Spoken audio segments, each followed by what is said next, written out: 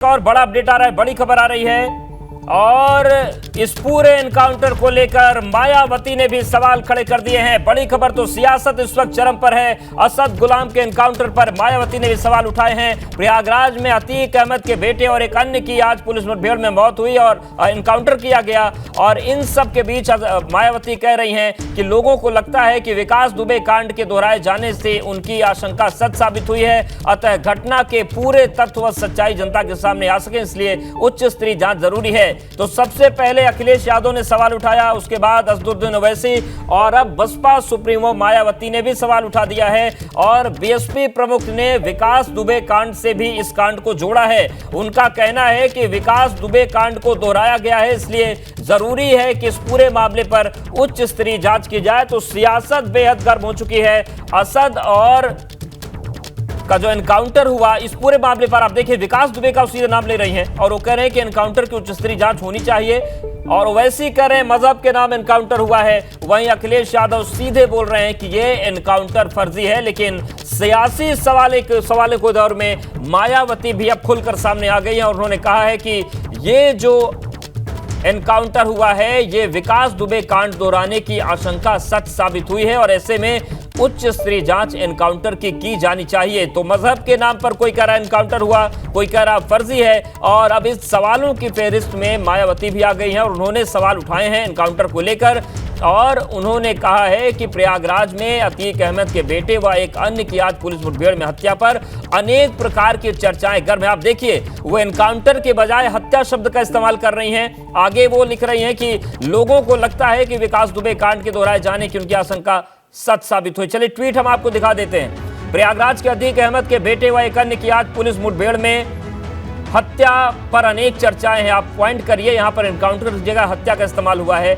लोगों का कहना है कि विकास दुबे कांड के दोहराए जाने से उनकी आशंका सच साबित हुई है और आगे लिखती हो कि अतः घटना के पूरे तथ्य व सच्चाई जनता के सामने आ सके, इसलिए उच्च स्तरीय जांच जरूरी है। तो मायावती ने भी इसे सीधे तौर पर हत्या करार दिया है और विकास दुबे कांड को लेकर भी उन्होंने सवाल उठाया। हालांकि उस पूरे मामले में क्लीन चिट मिल चुकी है उस टीम को, लेकिन सवाल एक बार फिर से उठा है और मायावती ने सीधे तौर पर यह कहा है कि जिस तरीके से यह हत्या हुई है विकास दुबे कांड दोहराए जाने से उनकी आशंका सच साबित हुई। अतः घटना के पूरे तथ्य व सच्चाई जनता के सामने आ सके, इसलिए उच्च स्तरीय जांच की जरूरत है।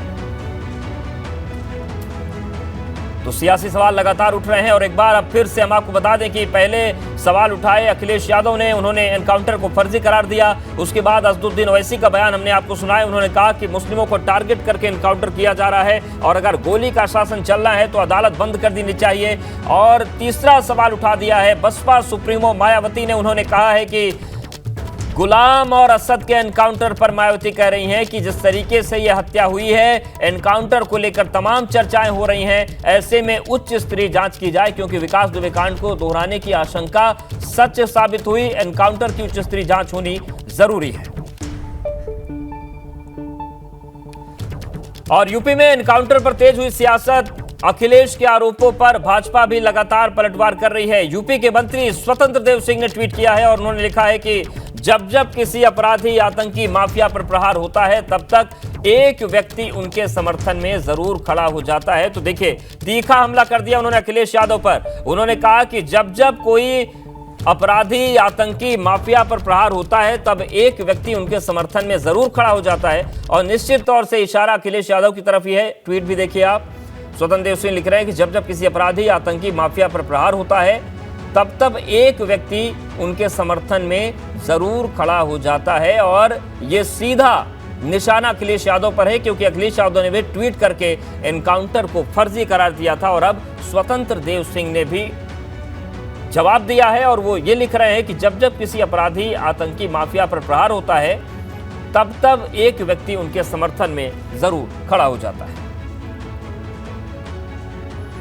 तो सियासत अब बहुत ज्यादा गर्म हो गई है अतीक के बेटे असद के एनकाउंटर के बाद।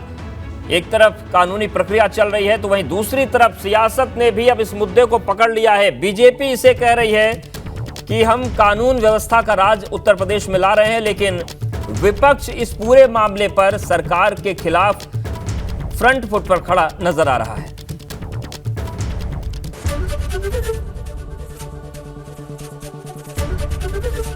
एबीपी गंगा, खबर आपकी, जुबान आपकी।